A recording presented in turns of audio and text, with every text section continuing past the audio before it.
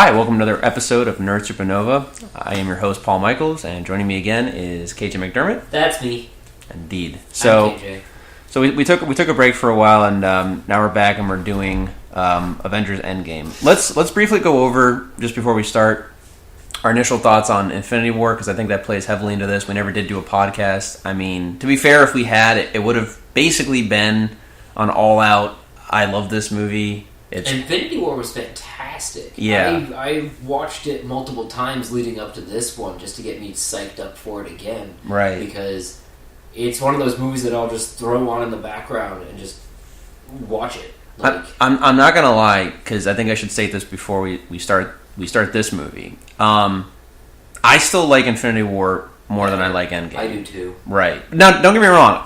I'm not trying to be like that cool kid in the class, but basically the way I look at it is, if Avengers 1 is Star Wars and Infinity War is, say, Empire Strikes Back. Everybody likes Empire better. Right. This is definitely Return of the Jedi. Now, it's not not a bad thing. Return of the Jedi is still a great movie. There's no Ewoks.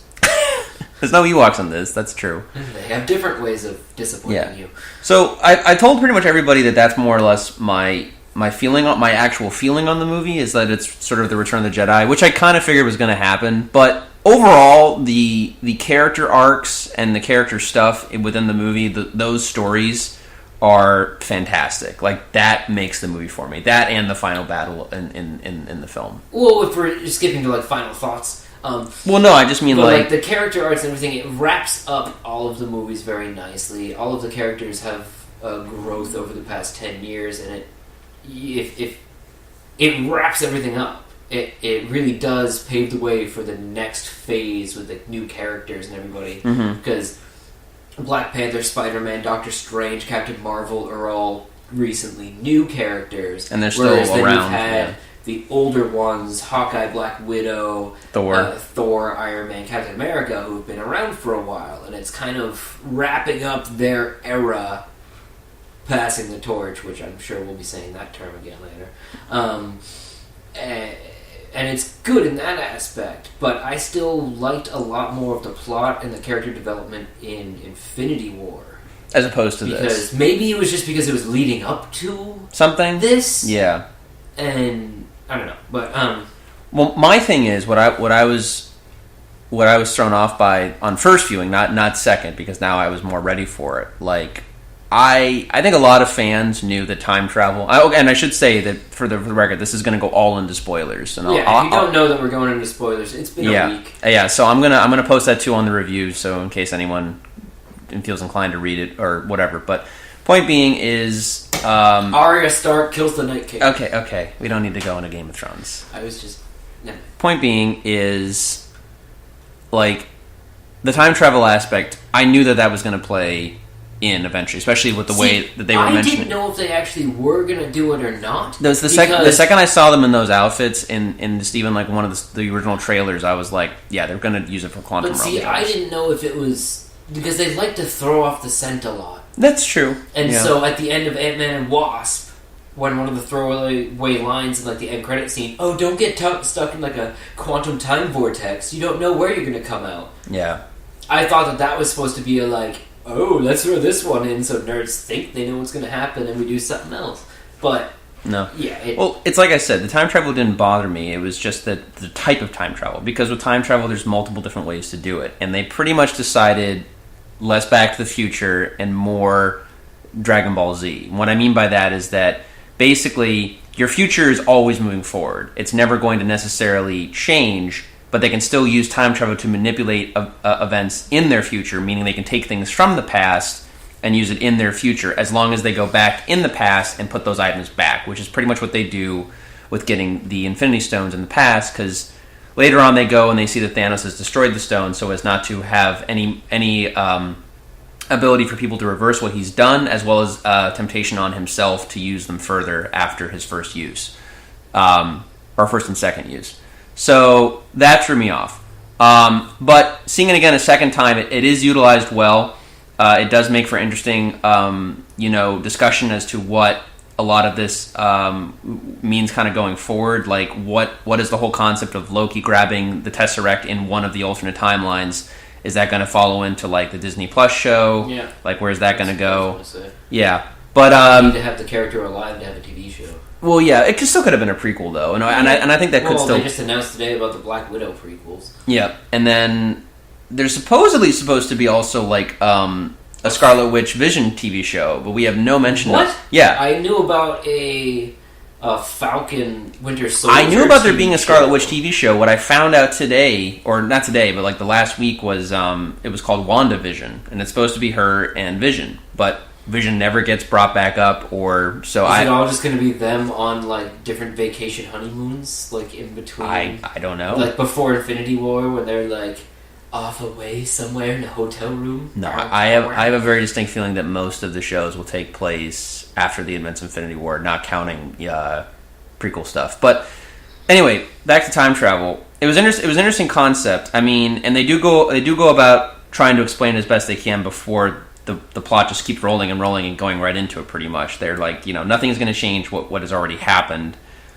Basically, we're just going this to manipulate events, to grab things, to bring things back, to get people to live their life. I liked the scene with the Ancient One where she describes the whole thing, and then Banner is just like, yeah, but if we replace it, or if we go back and put it back, go back and put it back to right where we took it, then it's not going to change anything. We only just need it like for this thing. This one thing, and then we'll bring it back. Like, to save all these people. Because she's all hesitant about giving it to him because she's like, yeah, but then it dooms my future. So but that was the one great thing of like where the Doctor Strange giving away the time stone actually worked to the benefit. Yeah. So it's like, okay, that came around a whole 360. That was great. So that threw me off though, the time travel and just how that was utilized. Also, the 5-year jump throws me off too, because like for the movie it's fine.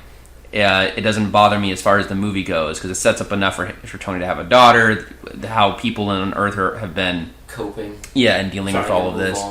But I'm looking at like Spider-Man at the end of the movie when he comes back. Russell Brothers actually had a statement about that a couple days ago. Okay, people brought that up about how him and Ned, when everybody comes back, right? They're like the same age because apparently Ned and all the other people from Homecoming were dusted. Okay. And so when they all came back, they're all the same age. But everyone else around them, everyone that they went to school with, that's why if you look in that scene, Spider-Man's looking around and doesn't recognize anybody because they're all new people in that school. Mm-hmm. And he sees Ned. And he's so happy that he knows Ned.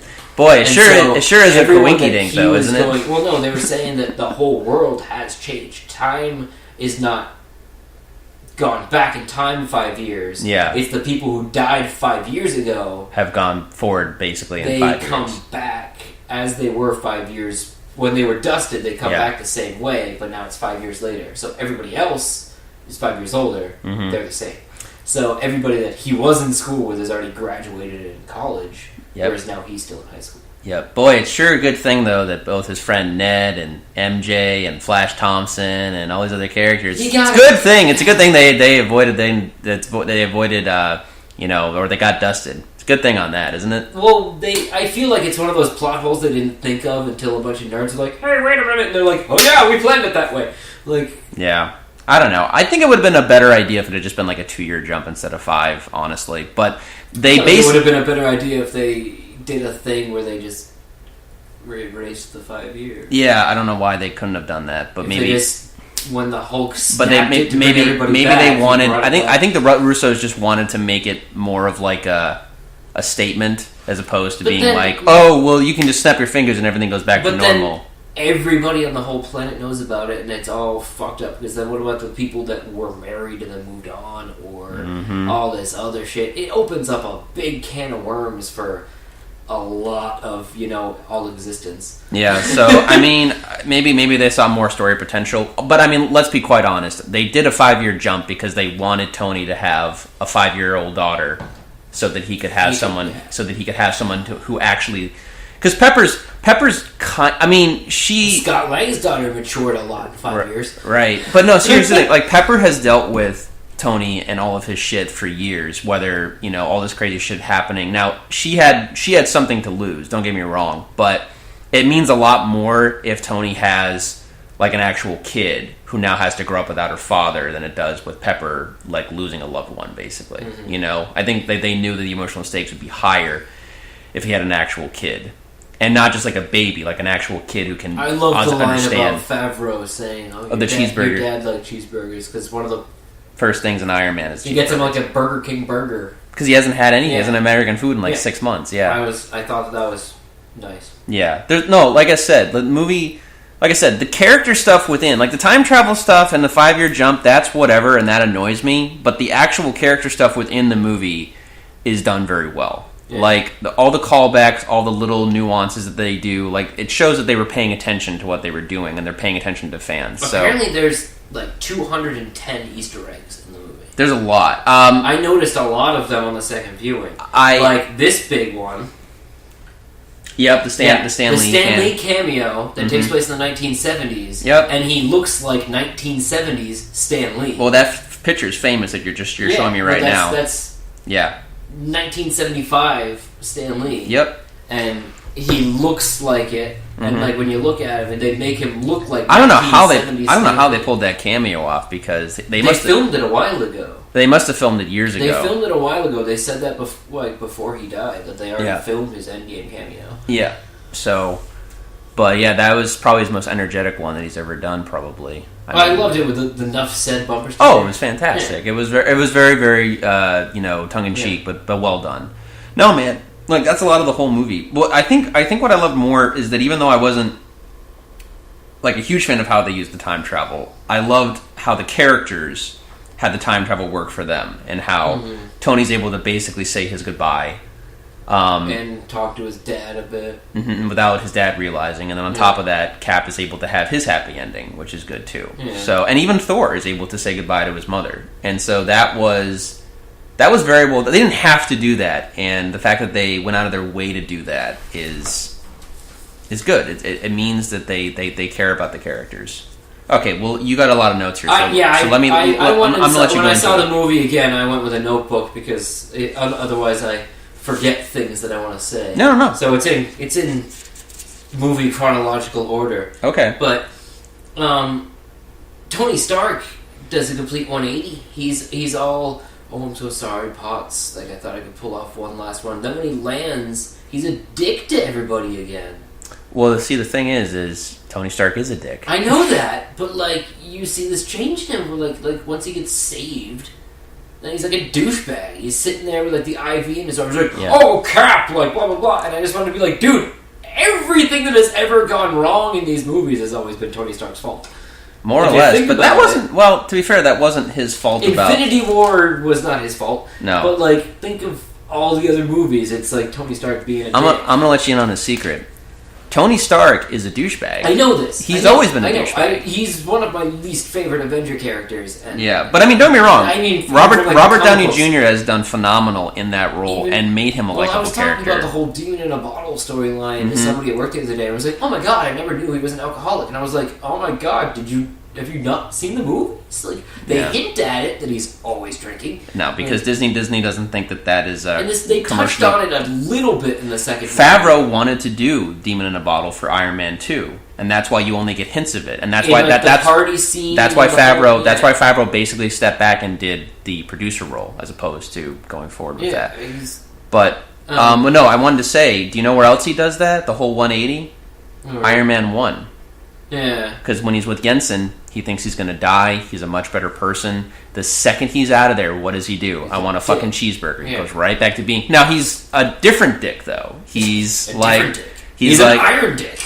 Yeah. But I think it's funny, though, too, the irony, no pun intended, of Iron Man is that, like, even in Iron Man 1, why it's such a great fucking movie, is that towards the end of that thing, he wanted to destroy the idea of weapons. And so he makes the Iron Man suit. He goes full throttle with it. And what does Ironmonger say to him? He's like, you wanted to dismantle your whole weapons, and you go and you make the best one yet. Like, that's Tony. Yeah. That's what he always does. I love how, totally not what it is, but Thanos is collecting Mega Fruit.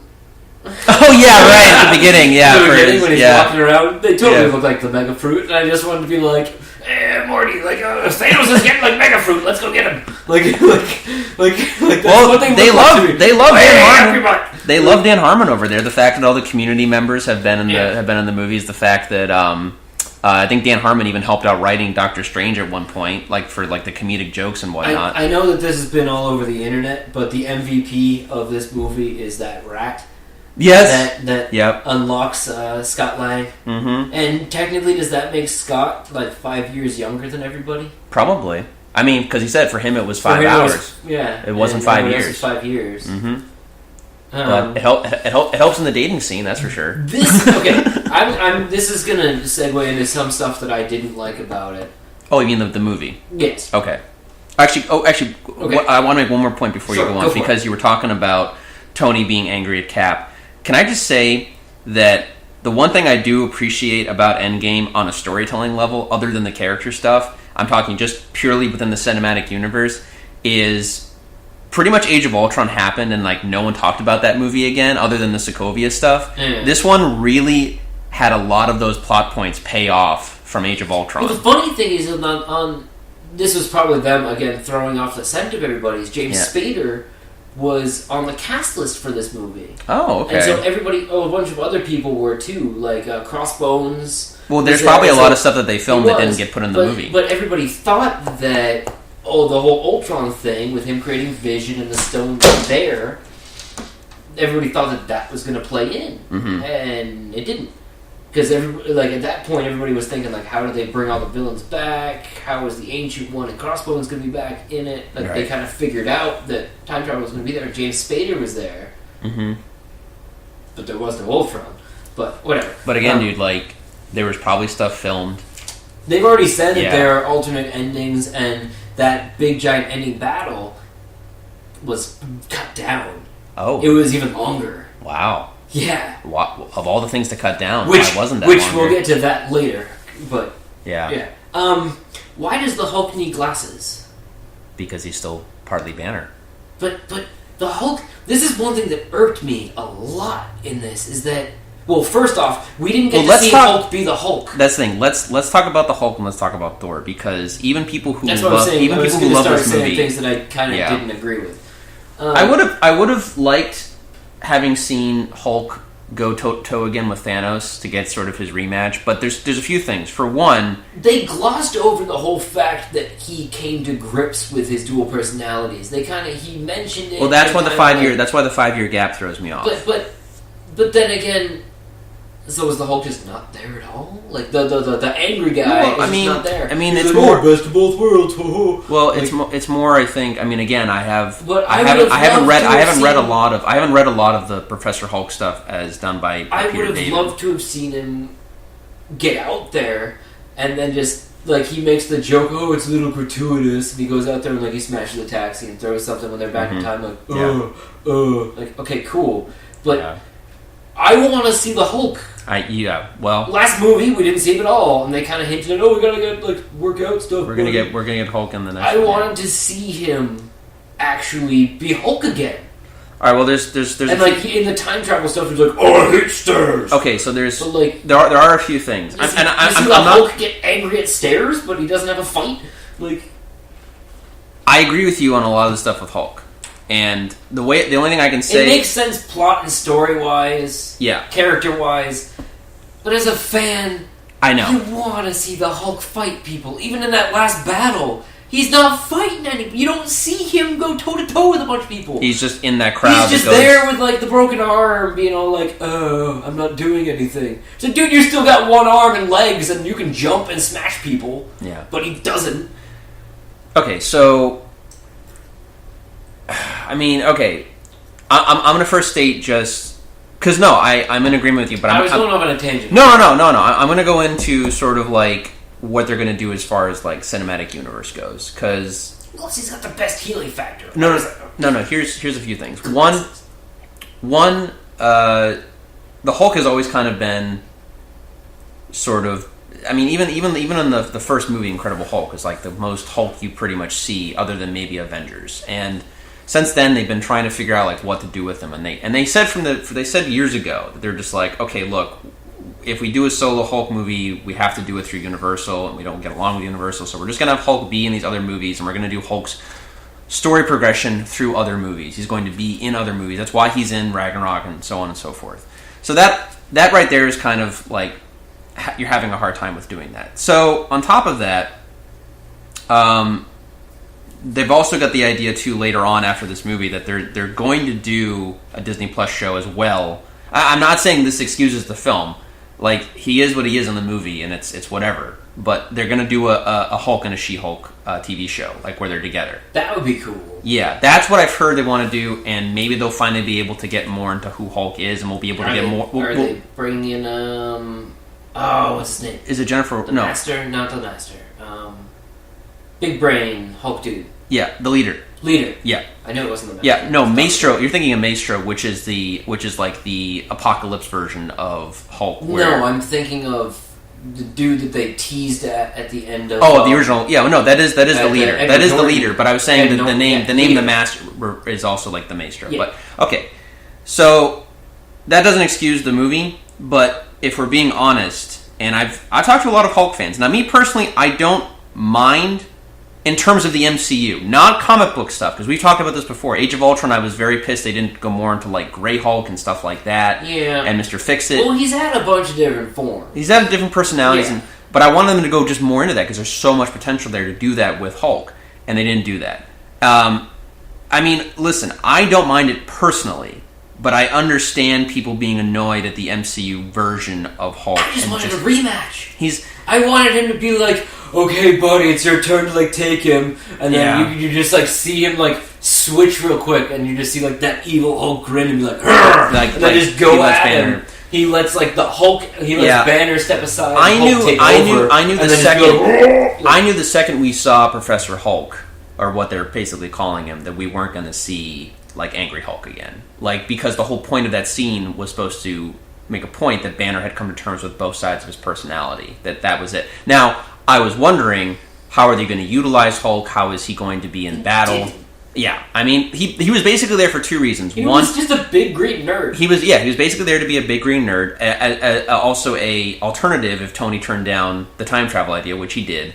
And on top of that, to be the one who could take the gauntlet, because they're like Iron Infinity. They're like we could have Fat Thor do it and have that be his redemption arc from failing at the end of Infinity War, but we need Thor to be Mr. Badass at the end because we're going to have Cap wielding the original. Get to that. We'll get to the end. But I'm saying that's what they basically. He even says I was basically made for this, and they couldn't have done that. Yeah, that's the other thing. I wrote that down here later, but they say that the Infinity Stones run on gamma radiation. How? What? What? Like how? Okay, they've had the stones for like a day, and like they were looking at it. And it's like, oh yeah, it's totally like gamma radiation. I've made for this. It was like, okay. I mean, it's more like a last minute decision as opposed to something like well thought out. As I wouldn't have just been like, I'm super strong and I can heal. Why don't I do it? Why does that have to be about gamma? Yeah, look.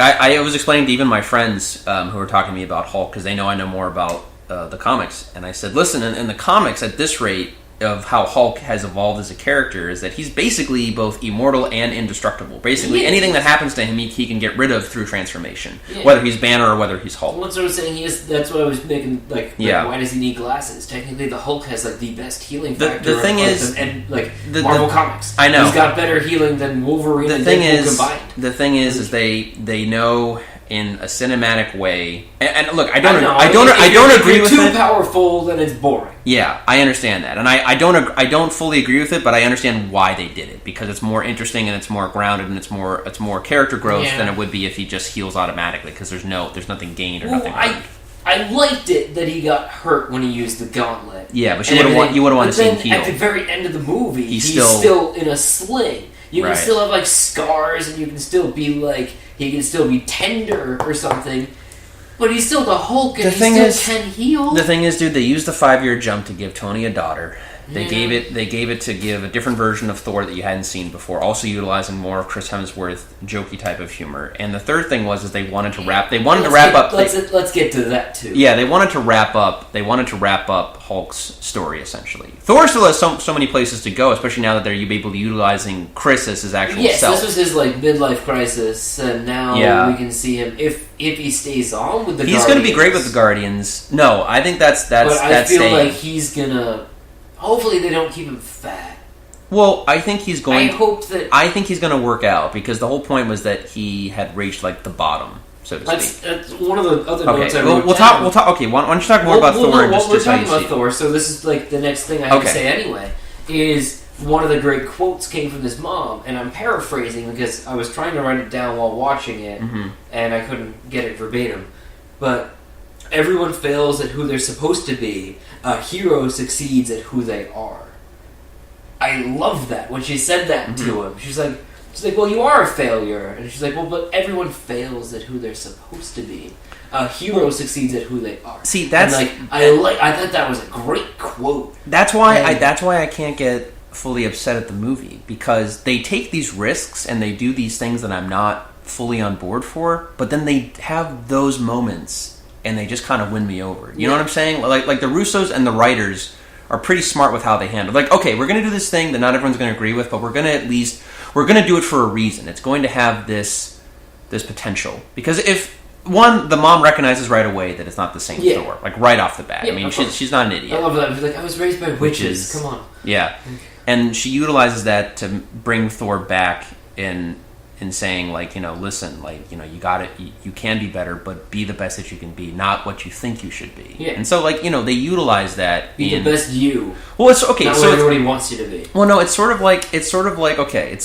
of the same idea. It's maybe not the best example, because I know Star Trek fans will be more inclined to argue different things. But in Wrath of Khan, you're not seeing the best version of Kirk. You're seeing, the Kirk that yearns for adventure, who's gone a little bit older, a little bit fatter. He's not the pristine Kirk that we remember from the original show. And then, to make matters worse, Khan has come back into the picture, right? Right, but the whole point is that we're seeing a Kirk that is not the best version, because we need to see him come back and have that full redemption arc. Now, you can have that happen and do it wrong and do it right. Now, this movie, I feel for the most part, I'm talking more Thor than I am Hulk, because Hulk, the whole point is that he's come to terms with who he is, whereas Thor is having to come to terms with what he wants to be and who he is. And I think that was handled more or less pretty well. Then you've got, say, Luke Skywalker in Last Jedi, where it's just a complete disaster. So what I'm saying is I've seen it done much worse, but I think for what the Russos were trying to do with it, they, for the most part, succeeded. Because let's get back to the final battle there. Thor is fat, but goddamn. Funny thing that I noticed upon the second viewing that I didn't notice on the first viewing. Right. When he summons the axes and gets the armor, gets hit by lightning, his beard gets braided. Right. And then when he isn't, it's not again. So with the armor comes beard braiding. It just auto braids. Listen. I was just wait a second. Okay. All right, and then at the end scene again, it's just unbraided. It's one of those. Okie dokie. It's one of those movie magic things. I know. It's how does Indiana Jones keep his hat on the whole time? You just Stables. Yeah, but you don't question it. You just I just know. roll I just with thought it was interesting. It was interesting. But before the final battle. Okay. Time travel. We're still going time travel. Okay. So, did you notice one of the Easter eggs that I noticed on the second viewing is when they go to the military base, Cap and Tony, when they're going to get the pin particles and everything. They're going to get the Tesseract. Are we talking about the helmet? Yeah. The old school original Ant-Man helmet is on the desk. And I saw it, I was like, oh, that's cute. Dude, so I was interested. I was surprised at how much they actually, because there's whether it's done as a joke or not, I think it's done for both. But Nick Spencer's Captain America stuff kind of slewed their way in here, because they make the joke about Hail Hydra in the elevator, which is used to great effect, way better than in the comic. But not only that, they chose at the very end of the movie, because everyone was like, Bucky, Bucky, Bucky, it's going to go to Bucky, and Sam Wilson gets it instead, Captain Falcon, basically. But yeah. I thought that was an interesting choice for them to do that. So, Sorry. No. I'm just gonna keep going on the notes, and then we can just talk about the end battle. No, I'm just saying. I thought that was interesting that they utilize those things. But yes, go on more. On that same topic where it goes to Falcon instead of Bucky. Bucky says, "Go ahead," because he knows. Does he already know? Because has he already encountered alternate Cap, old Cap before? It's hard to say. He's been around for a while, and he smiles. He's far back, and he's getting the shield, and he kind of knows what's going to happen. The way he is like best friends with him. If they met up again. I mean, I've seen it twice. And the way I picked up on it from both times, I don't think there was any other. I mean, again, it could change very, very, very much so. But the way I saw, the way I could tell from what they were doing was that the thing that they were putting out there was not necessarily trying to have a hidden message there. I think the point was they were just trying to show that Bucky knows his friend very well, and he already knows that's Steve. He already knew that was Steve, and possibly a Steve that stayed behind because he knew what Steve really wanted. You know, that's my interpretation of it. Backtracking. Okay. Vormir. Soulstone. Why does everybody park so far away? I don't know. Thanos can teleport in Infinity War. He can teleport places, and yet the establishing shot of them on Vormir, it's like the mountain way off in the distance, and they're over here on a sand dune, and they have to walk. Same thing when Black Widow and Hawkeye show up, mountain off in the distance, and they're way over here, no spaceship seen, like they parked even further away. And it's just like, why don't you just park on the fucking mountain? Like, is there some unseen force field around this mountain? I don't know. Everybody, I thought that in Infinity War, and then when Black Widow and Hawkeye showed up there too, the same exact thing. They're so far away from the establishing shot to be like, all right, you're wasting like a half hour to walk there. Park closer. Like, I mean, I don't know what to tell you. I know it's little nitpick things, but it's just like, okay, come on. Like, all right. Well, I think it was hilarious that the movie played with me on that one because the whole time I kept thinking, I was like, yeah, Clint's gonna be the one to sacrifice because he just doesn't feel like he deserves. See, I knew it was gonna be Natasha because Clint. Well, this is me going like, I feel like Clint wanted to die, right? Because his family's gone. But it was so. He wanted to die to sacrifice himself. So therefore, it wasn't going to be him because he's the one who was ready for it and wanted to. Yeah. I knew it was going to be her. Okay. Because what else does he have left to live for? He was already going on like a death wish, killing all the mobsters and the gangsters and the evil people around the planet. He was already on like a death adventure. Mm-hmm. So therefore, for him to do it would be what he wanted, more or less. And you're saying too, it probably was better that she also did it because maybe the stone wouldn't have happened. Probably, yeah, too. Yeah, it would have been. Yeah, but. Yeah, I just thought it was funny the way that they kind of dragged it out just a little bit. I mean, it went a lot faster when I watched it the second time, but like literally he's off the cliff and then she stops him and then she makes him. She like shoots something into his side. No, she shoots it so that he's able to be stuck there up on the thing, but he can climb back up if need be. But if you look at it, it's not like stuck into his belt. It's like stuck into him. Yeah, she shoots like a dart like into him because when he goes to like do something, it like hurts it. I just think honestly, she like anchors him by body. The thing that I think is most underappreciated about Scarlett Johansson and Jeremy Renner is that when you really think about it in terms of the cinematic universe and the movies. Well, they even make another Budapest joke. Well, they do. But what I'm saying when is they're flying in the ship. But like, they only have like so many scenes of interaction in those movies. Well, that's why I thought it'd be great. They always kept joking about a Black Widow movie. I always wanted to see the prequels of them together. Yeah, in Budapest.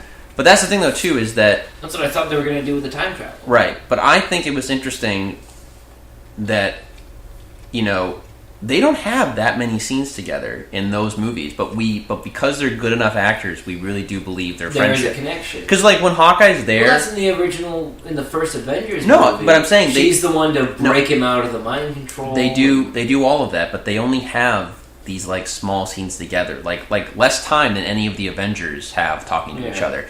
But I believe their friendship. Because, like, when Hawkeye is mourning her, when he has the stone, that's, like, real pain that he's suffering. Or like, he's acting the pain very well. So I think that they really do go underutilized in that universe because I believe their friendship. Even though they don't have that many scenes together as opposed to other Avengers and stuff like that. You know, like they have less time together in scenes than Rhodey and Iron Man do in the movies. You know, Rhodey and Iron Man only share. And even then, it's a different Rhodey half the time too. Yeah. So speaking of and we'll get to the end battle later. Yeah. One of the things watching it again is the Infinity Stones. Is it just the Power Stone that will kill you? What do you mean? Just using it? Just think about, like, all of these stones. The Power Stone specifically, if you hold it and you're not worthy, it fucking kills you. Guardians of the Galaxy. Oh, right, you see the weird lady in the collector's vault grab it, and she blows up and the whole building explodes. Yeah. You see Quill try to grab it, and his skin starts breaking because he's part ego god, whatever. Yeah. And then it takes all 5 of the Guardians to, or 4 at that point, because Groot's already dead, and for them to, harness it, or whatever. But the other stones... The Soul Stone, Hawkeye's able to just hold it. Are you asking? Are you asking in terms of the gauntlet? Because because I'm talking about through time travel stuff. Like Hulk is able to just hold the Green Stone and come back, the Time Stone. Mm-hmm. Hawkeye's holding the orange, the Soul Stone. When they get it back in time, it's in that metal container. It isn't. No, they're holding them. Hawkeye's just holding it in his hand. What? The Ancient One just passes off the Time Stone to Hulk. No. I'm talking about the Power Stone. Yes, it's in the metal container. Yeah. But that's what I'm asking. Is only the Power Stone probably the one that's power? Yeah, because it's power. Rocket has the container. They show it being in the container of the Celestial. So yeah, only the Power Stone I think kills you. Everything else they're able to hold and put in the glove. Okay, but the Power Stone is in the Power Stone is still in the metal container when they take it back in time. Yeah. Okay. Well, no, just because... You were just thinking in general. I was in general just being like, alright, the whole thing is... What I want to know... On that same point, though, when, at the end of the big fight, we'll get to the big fight, but at the end of the big fight, when Thanos has all the stones again, and he's all like, oh, the power coursing through my veins, and then Tony steals them all, wouldn't he be able to feel like, oh my god, the power is not coursing through my veins? Well, I mean... The thing is... And then he snaps anyway, and he's just like, what? He already had done it. He had put the stones in. Yeah, he already had it all. He was ready to snap. He was ready to snap. Carol Danvers stopped him, and then he was going to do it again, but by that point, Tony had grabbed all of them. Stole them all. And then, wouldn't you think that you would feel, weak? Well, he had already done the thing, so there was no reason to... Do you know what I'm saying? Okay. But you're saying if it was taken away from him, he would have felt it. Required a lot of strength to lift something. If you are lifting a bunch of boxes that have 20 pounds each in them, and it's a big strain on your body, and then you turn around, you drop them for a second, then you go to pick them up again, and they're all now light again, and you try to lift it, you're going to realize there's something different. Okay, well... I don't know what to tell you. He was That's in the moment. They'd be like, "Oh, hey, what's up?" Like, "Oh, wait a second." He was in the moment. He wanted to do the snap. It's another tiny quick. little nitpick that. Whatever. Okay, can we? I think we should concentrate on actual big plot developments, not small nitpicks. Is that fair? Okay. Also, Thanos loves to monologue. I kept thinking of Incredibles. Yeah. Because he was just sitting there, just being like, "Oh, you guys are blah blah blah blah." Well, he could have just killed him. Well, I mean. To be fair, most times he usually talks to himself, and then anyone else who doesn't usually listen usually kills them. So I mean, that's mostly the style. My next note is how useless Captain Marvel is. I'm fine with that, honestly. I'm... Okay, preface this with all the shit going on around that actress and the movie and all the thing aside, I don't give a fuck. This is just about the movie. She's literally in the movie for 5 minutes and does nothing. Here's what I'm going to say. I'm solely just talking about the movie. The actual movie itself, the Captain Marvel, is fine. It's whatever, And I'm not talking about the Captain Marvel. I'm talking about her. No. She doesn't do anything. But let's. There was so much build-up that she needed to be the deciding factor for this movie. Let's be honest. And then she doesn't do anything. Let's be honest. She destroys one ship. Yeah. That's it.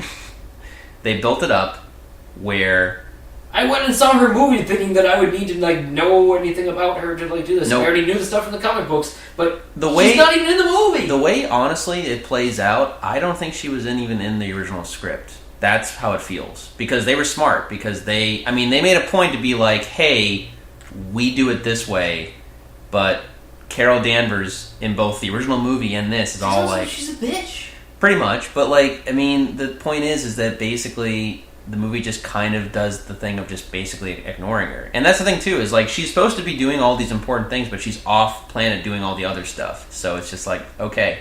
But I was fine with that because I didn't pay to see Captain Marvel. I paid to see the original Avengers deal with the problem. You know what I'm saying? Yeah. But I understand what you're getting at. But they were building it up to we need her to do this. Yeah, I thought she doesn't show up until the last battle. To be fair, she blows up one ship and then she doesn't do anything else. She gets bitch slapped by Thanos. Well, to be fair, she did stop him from snapping because he punches her once and she shrugs it off, but then he punches her again and he uses the Power Stone and then punches her with the Power Stone. She's done. Yeah. But listen, she stopped him from doing a naked snap. She served her purpose, and they made her semi-important as far as the final battle, and that was it. So, yeah, give him quiet that. I'm gonna turn it off. The phone. But look, honestly, the way I'm not talking about Brie Larson or the movie. I'm just talking purely as far as Marvel Studios. It looked like they basically made Captain Marvel last minute.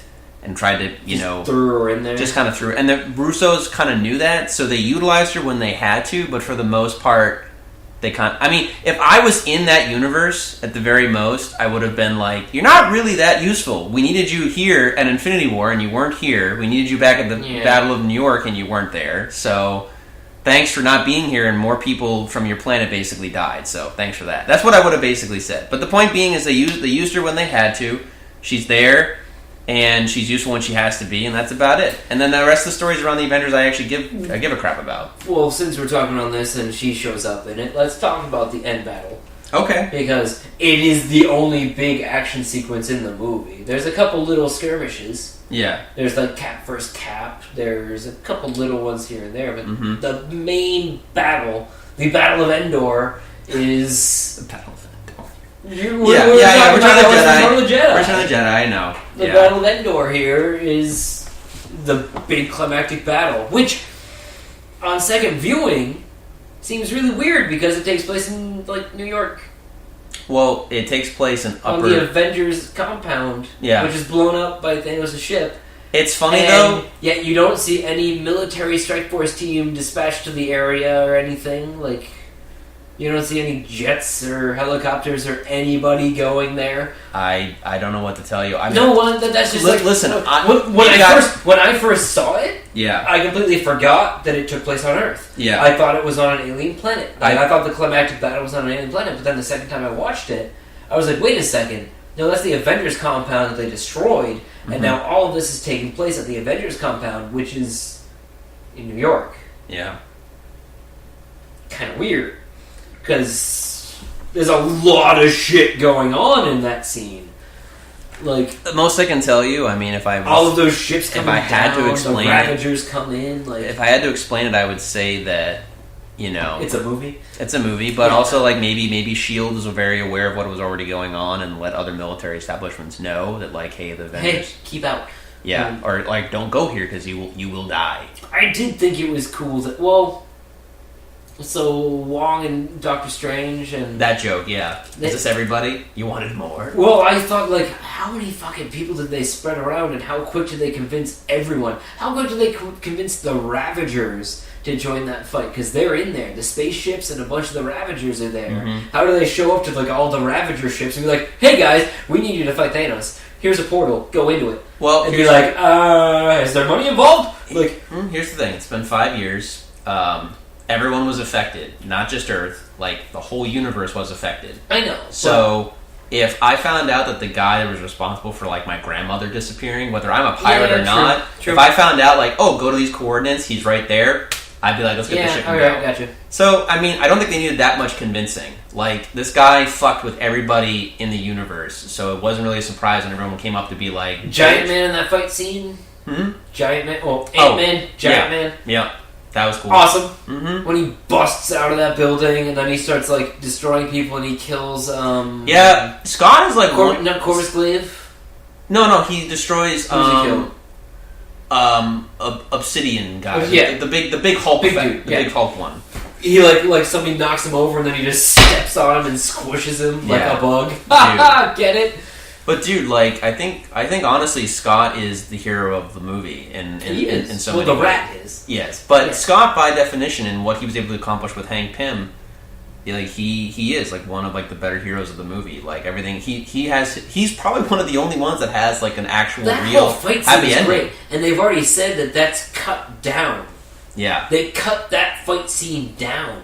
That fight scene is longer. That whole entire sequence is longer. Yeah, but they say by how much? Like a few minutes? Know. Like I don't know. Even a couple minutes. Listen. I mean, like everybody has a moment in that, especially when they're like playing like pass the gauntlet. I think they did a great job as far as it's like they're passing it between. Like Hawkeye has it, then Black Panther has it, then Spidey has it, then like everybody's I did like that little Easter egg that they have with Black Panther and Clint, because in Civil War he goes, "Hi, my name's Clint." He's like, "I don't care," and then he's like, "Clint." So I thought that was like, okay, that's cool. Oh, I love the kill mode. Oh, dude, Spider-Man with the kill mode, great. And he's like, "Oh, kill mode activated!" he's taking on like 20 of them at the same time with the extra like the spider legs, and then like they're like overwhelming him, so you can only see like his head. He's like, "Hey guys, I can't do it." Like, yeah, dude, like, oh god, you can see our. You guys are noticing, but we're actually seeing. We're like, shouting. We're just. We're getting excited and but no, man, like that's what I'm saying is that the movie, for every little thing that they do, that's kind of like. Okay. Well, they do something like that, and it's like I don't want to sound like a misogynist, but the Sailor Moon power. Oh right, yeah. I could have lived with that. That threw me off a little bit, but listen, I didn't care. I guess at that point, is that fair to say? Cool, I noticed them doing it. The only thing that irked me about it is why was the Wasp there? She's supposed to be helping Scott fix the van. And do all this other stuff, and then all of a sudden, all the females are there, and then she pops up too. It's like, aren't you supposed to be fixing the quantum thingy? Remember how you were saying that it was cut down? At the same time, when Scott is supposed to be fixing the van, when Panther has the gauntlet, when you watch it again, when Panther has the gauntlet, because so much is happening on screen, you're not noticing it. But when he goes and he's like running over, they blow it up. They blow up the van. I know they blow up the van at some point. No. Before When he's running over a cliff, if you look over to the left in the background, you can see Giant Man fighting people. So yeah, I think that they did something with the van. I mean, I'm going more of like movie continuity rather than like bad editing. Maybe my memory is bad. I know that like Thanos throws his sword at the van and it blows up at one point. So something maybe like it's destroyed before that scene. I don't know, but basically, I remember watching it just being like, why is she there? She's supposed to be doing other stuff. Yeah, I don't know. I didn't even think about Wasp, honestly. Just all the women show up and then like she shows up too, and I was like, you're supposed to be doing stuff right now. Yeah. Like, why are you? I think there was a small disconnect there, but. I mean, so much is going on. It's kind of hard to keep track of like who is where sometimes. But like, there was something edited, because the fact that Giant Man shows up over there, like I think they figured something out. They took a break. Maybe they went back in the battle and they went back into the van. I don't know. I don't know. But yeah, dude. Honestly, I don't know, man. Like I said, there's nitpicks. There's things I have issue with, but what they need. Did you notice War Machine's new suit? Yeah, it was a new suit, wasn't it? It was a new suit. It was like Iron Patriot. It was like a half Hulk Buster War Machine. Oh, okay. He had like a different helmet. He was part red and silver. Mm-hmm. He was wearing like a diesel bulked up War Machine suit. Right. And I only caught that the second time watching it, because he ejects out of his War Machine suit when the building collapses. He ejects out of it. But then you see him after Ant-Man busts the building, and Hulk and Rocket and War Machine come out. War Machine's in a different suit that's like a more armored suit. It is an Avengers building, and Rhodey pretty much hangs out there all the time, or used to, so he would know where all the suits are. Yeah. Probably. But I was just like, because then when Tony's dying, he's in a different suit. It's got a different arc reactor. Mm-hmm. It's got a different color scheme. Yeah, man. And I was like, like, oh, well, let's sell that action figure. It's a different War Machine. My other Yeah, you're going down the list here still. So. Yes, but I just was talking about Tony's death. Okay. Great. If you didn't see it coming, you're an idiot. But one of them was going to die. It was either Cap or Iron Man. Yeah. One of them was going to sacrifice themselves. But I feel like an idiot myself were not seeing that it was going to be Iron Man. He's been pining about this for movie after movie after movie. Mm-hmm. After he did it, though, when Pepper is there talking to him, and she's like, "Oh, like it's Friday, I run diagnostics or whatever," and she puts his hand on the reactor thing, and it goes dark. Why would that go dark? It's not connected to his heart anymore. He ripped it off earlier and gave it to Cap, and it was still lit up. So what? Like, it's just like one of those things where it's just like it's a thing put in there just to tell the audience that he's dead, whereas it doesn't actually make sense because he already just ripped it off of his body and gave it to Cap and said, "Oh, you know what? Next time he comes, you wear it." When he was being a little bitch in the beginning, and then now it's like, ooh, it powers down because he dies. It was like, well. I mean, it didn't even have to be attached to you before to be active, but now it does. Like, I don't know. It's just one of those things that I noticed again, just being like, it's another little nitpick, yeah. I know, but I mean, honestly, dude, sometimes. Granted, it's only there for the audience to be like, oh, he's dead. It powered down. But I mean, honestly, though, but since Iron Man 3, he hasn't needed the chest thing. But at the same time, like, no one's really caring about the light anymore. It's pretty much like, oh, Tony died. And she can say he can rest now, and she's kissing him goodbye. That's what everyone's caring about. I mean, thank you for paying attention to the continuity, but, you know, everyone's like, oh, it's... This is why you hate seeing movies with me, is because I pay attention to the little shit. I'm okay discussing little things with you after the movie. It's when you shouted during the movie when I'm trying to enjoy the moment. I went with Kevin and Rachel Keneally, and you can ask them. I did not shout shit during this movie. I laughed a couple times. Well, you're supposed to, yeah. When they decapitated Thanos the first time, I was like, ha! Like... Because, come on, like, it's so just like, I'm inevitable. There's just a it's like, like, you gotta laugh. Like, but, obviously when I watched it, there's no Gamora at the funeral, but then it shows Peter Quill searching for where she is in the galaxy. He's searching for 2014 Gamora. But there's no, Michelle Pfeiffer at the funeral either. No, she's there. She is? Yeah, she's right next to Hank Pym, dude. I did not see her. She's there. I didn't see her. Okay. All right. This is why we watch it more than once, so we try to catch these things. Then we already talked about this. Well, I found it funny that Hawkeye and Captain Marvel have the same haircut. I'm doing a grimace face right now, like. General Ross is at the funeral. Yeah, it's true. And they're talking about the Thunderbolts. Were they talking about Thunderbolts? No. Not you and I were talking about They're Thunderbolts. saying now that they're going to be building the Thunderbolts.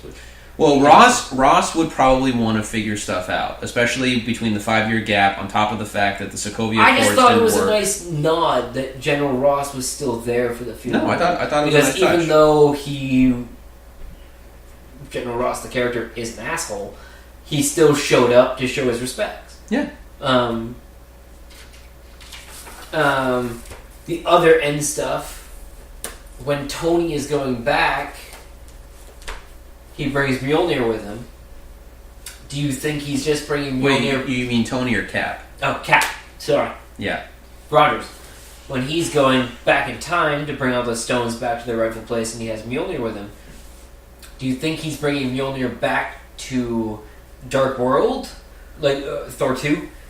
To replace Mjolnir? Yeah, because he took it on the day his mother died, so Cap's bringing it back to that time. Now, what I'm laughing about... But do you think that Cap might have gone back in time and used it a little bit? I would love to have seen a back-in-time Captain America Adventures where he's got the shield and Mjolnir they can still leave that door open. Before he replaces it. Call it the Time Adventure or something.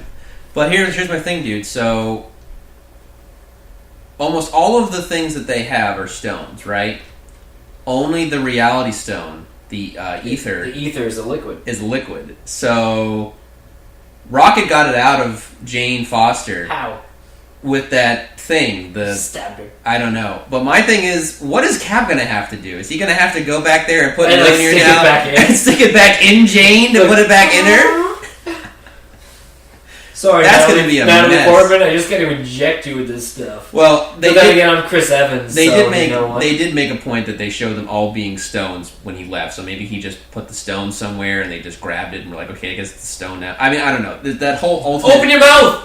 Yeah, it's like whole alternate reality type thing. A lot of people have even been arguing with people about the timeline because it's been like, well, what happened with Cap and Peggy? They said, like, the joke line, like, oh, all of Back to the Future is bullshit. Like, they reference Back to the Future, like, 2 or 3 times in the movie. Mm-hmm. But, at the same time, I can't help thinking about the Doc Brown chalkboard, where it's like, at this moment in time, it's skewed off into another different timeline. Yeah. Like, well, it's powerful than marriage to your mother.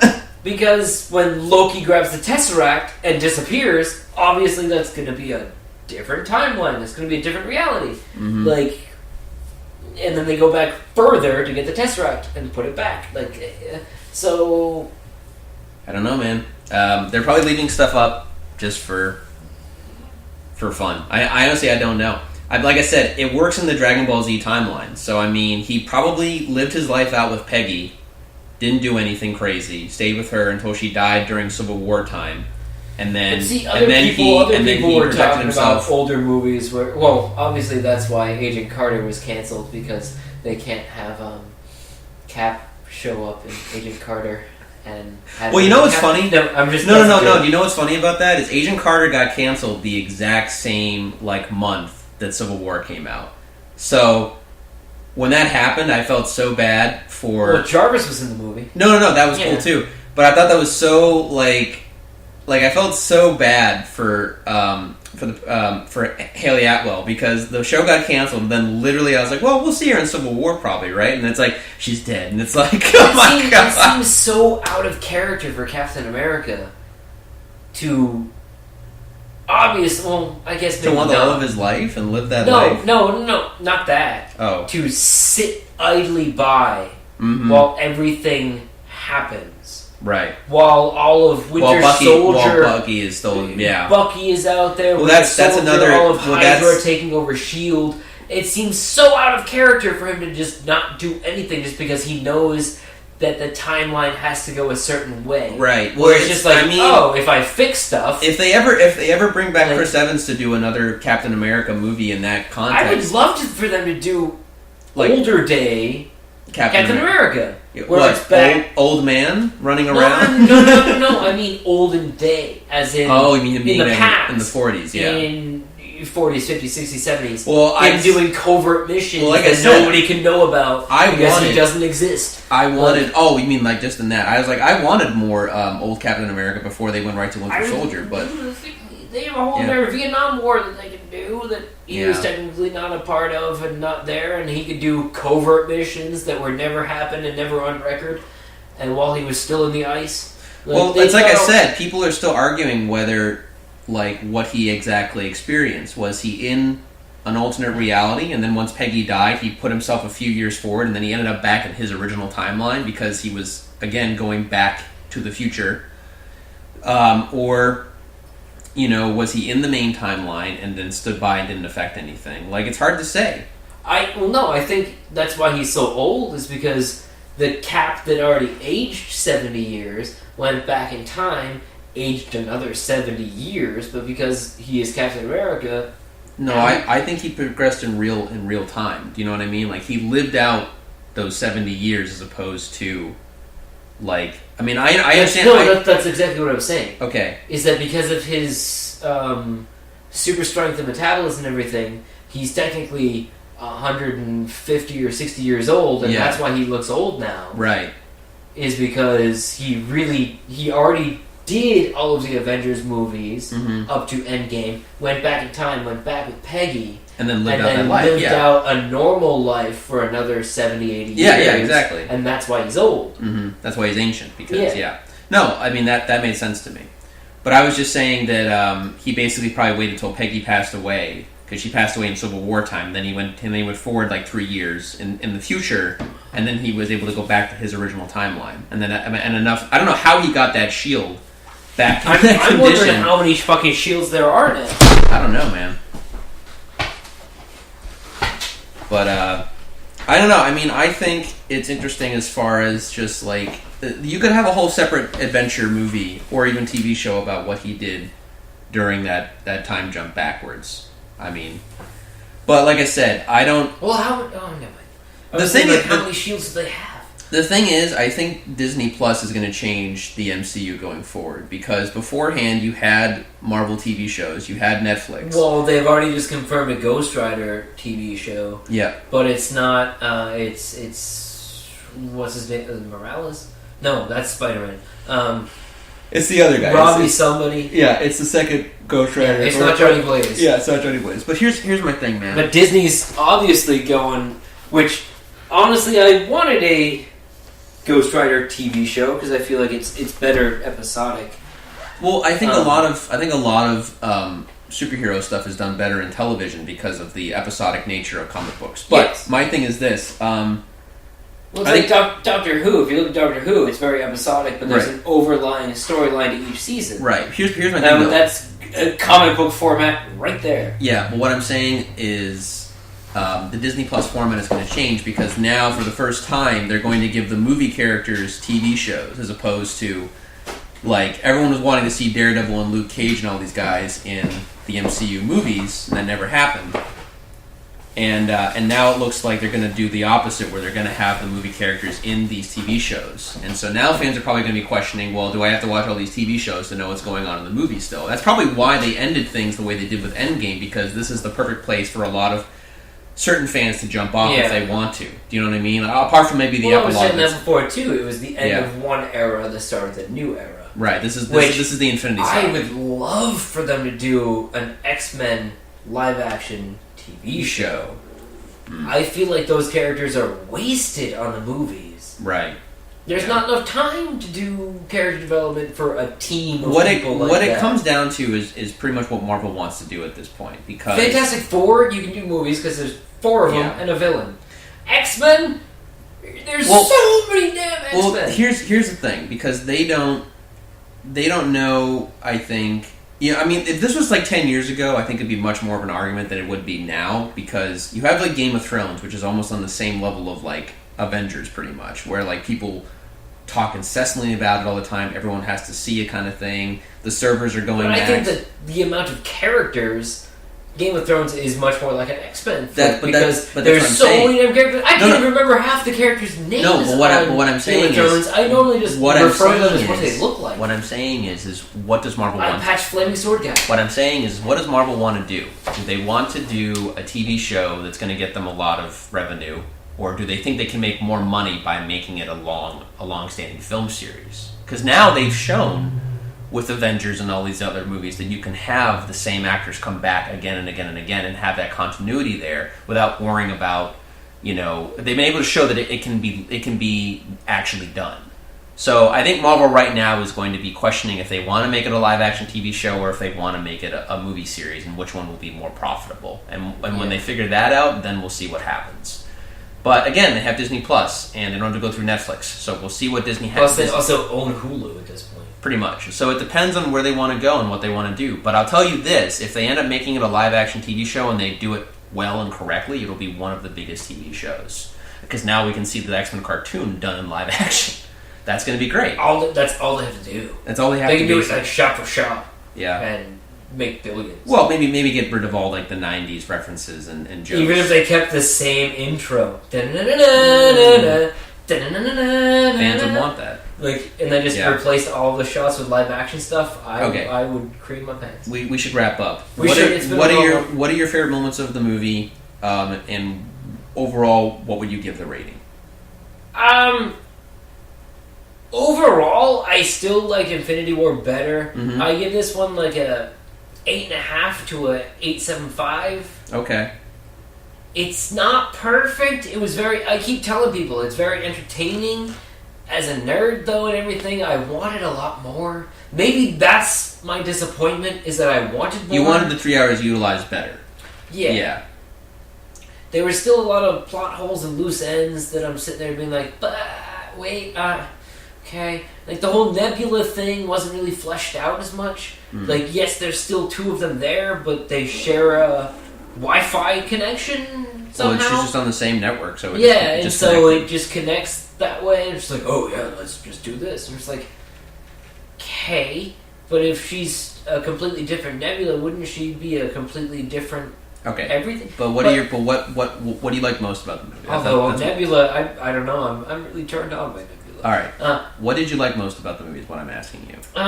We've gone over an hour of nitpicks. I'm just saying, what stood out to you the most? What will you remember about Cap Thanos fight was my highlight. Him grabbing Mjolnir and being worthy and jumping up there and fighting him, even though he gets his ass beaten to him, kind of. Mm-hmm. That was really fucking cool. Plus, also the fact that he could call lightning, because that's a throwback to Odin saying whoever picks up the hammer is worthy of the power of Thor. Yeah. Which means Cap could summon the lightning because he was worthy of picking up the hammer. He got the power of the thunder god. Mm-hmm. It would have been cool to see him grab it and get the armor, but it might have been a bit too much. Yeah. Thor saying, "I knew it." Made that they made that in Age of Ultron when it twitched a little bit, and Thor kind of like gave that look. Yeah. And it's a throwback to that. Like, I knew it. Like, well, because he had already listed it in the comics previously. Yes. Right? Yeah. But it's just funny to be like cool, like, and you see it moving, and you see it pick up and go away, and then Cap grabs it and goes into fight.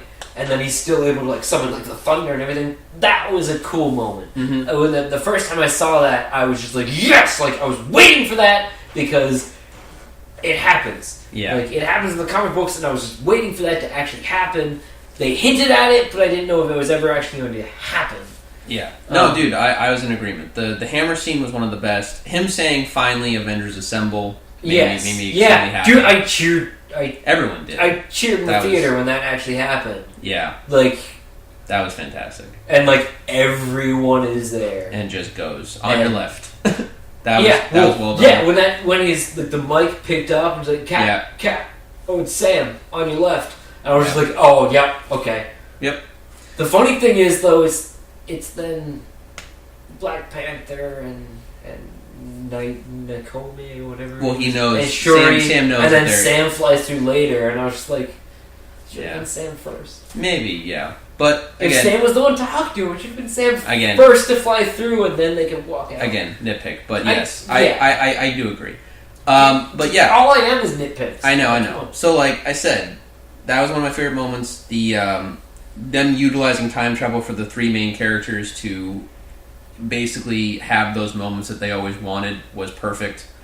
Like I said, having him say assemble, and essentially just being able to wrap up a lot of these arcs and progress the movies forward without having to destroy the universe. Also, one Thanos Easter egg that I really enjoyed was where he mentions about he says once he realizes what the future has held and what this all this. When he's talking about destiny. Well, he's saying he even sees himself die, and he goes, well, he's realized destiny fulfilled. Yeah, but he's seeing too the throwback that he's getting. He's like, okay, so obviously that wasn't enough. I not only do I have to not even just kill half the universe and leave. I have to erase the memory. Yeah, or else you guys are gonna. Well, he basically says I should just make a whole new universe, and that was a reference to Marvel Universe: The End, where that's exactly what he does. He destroys the universe and realizes he has no purpose, and then he remakes the universe. Basically,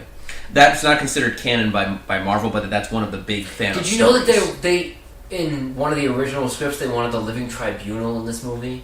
Really? Yeah, I heard. That's about why that. they made a reference to it in Doctor Strange. They wanted a Living Tribunal in this, and they scrapped it because they thought it was far too early in the MCU to end up bringing in that type of stuff. Or just at least mentioning it. Yeah, okay. But, sorry.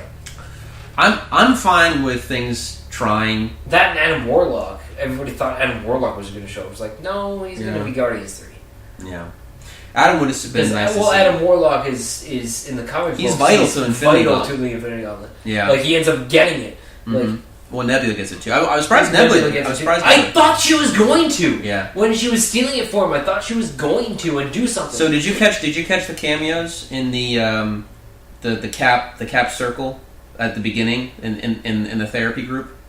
No. Oh no. Which cameos? There's 2 cameos. The guy talking about his date. That's one of the directors. I think that's Joe Russo. Oh, really? Mm-hmm. And the other guy next to him. He looked familiar, but I didn't know who he was. The guy next to him, the guy that has glasses and is bald and has like the goatee, that's Jim Starlin, co-creator of Thanos. No shit. Yeah, man. I was just reading an interview about him, about how he felt about the portrayal of Thanos in Infinity War and this movie, and he loved it. And he also said that this version of Gamora is as close to what he ever imagined Gamora to be in the comics. Yeah. He has a very tenacious relationship with Marvel Comics, but I think with the studios he has a better relationship because the Russos bringing him on, because he got to see Infinity War before a lot of other people did because they wanted to see if he enjoyed Thanos, and he's like, yeah, I love Thanos in this. He was great. So I mean, I'm just glad that Ant-Man didn't go up his butt. At that point, I would have been like, "Fuck it, just do it." Like it would have been fine, but I would have laughed. I would have just died laughing. But yeah, man, I think overall like I said, the nitpicks aside, the main character stuff for me is what sells the movie for me. It's kind of like when I watch Return of the Jedi. The Ewok stuff annoys me, but the stuff with Luke and Darth Vader and the Emperor is perfect, and that sells the movie for me. It's the same thing with this, like. There's a decent amount of negative that I have issue with, but the positive outweighs it. I don't know, that scene where, honestly, before the big climactic battle, and Thanos is just waiting, because that's Thanos. He's like, oh no, I'm just gonna wait. Yeah. And he's sitting there, like, what's he doing? He's doing nothing. Like Thor's staring at him, and he's doing nothing. And they show up, and they just all 3 advance on him. That's classic comic book, and that's classic Thanos too. Yeah, because he's destroyed countless worlds. He's like, no, they're gonna bring the fight to me. Yeah, he's destroyed countless worlds. Like, he knows like what most of them usually will do. They'll come to him and eventually. So those moments make it amazing. Yeah. The other moments where they're doing stupid stuff, but like the majority of it is fantastic. Yeah, and that's why I still like the movie. But yes, I still agree with you. I think Infinity War as a movie is a better movie. Infinity War, I feel like, flowed better. The pacing was better. Character stuff was better. Yeah. But like I said, the character stuff in this is still good. It still holds true, and I feel it's true to the MCU versions of those characters. Maybe not necessarily the comic book stuff, but for what they have done and what they've set up, it was a good conclusion, and I'm more excited to now see what's happening with Far From Home because of the 5-year jump. Because I still thought up until the movie that Far From Home was going to take place beforehand, and that bus ride was them coming back from the European trip. A lot of people thought it was going to be beforehand. Yeah, but now it, I guess, takes place right afterwards. Yeah, man, which would be interesting.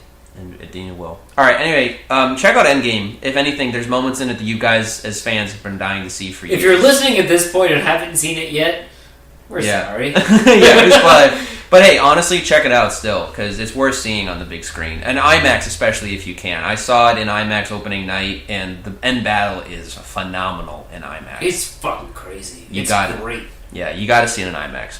All right, guys, check it out. My overall rating would probably be a solid 9 because I could like an 8.5. Yeah, like I give Infinity War like a full 10, and which I don't give too many comic book movies, but I give it a full 10. This was at least a solid 9. Like that's my personal stake in it. But I loved it, man. I still think it was a good movie, and I'd probably watch it again. But I'm definitely taking more breaks between it than I did with Infinity War because if you're gonna go and see it, make sure you park close and don't park far away and then have to walk like on Vormir. Yeah. Just okay. All right, guys, take it easy. Bye.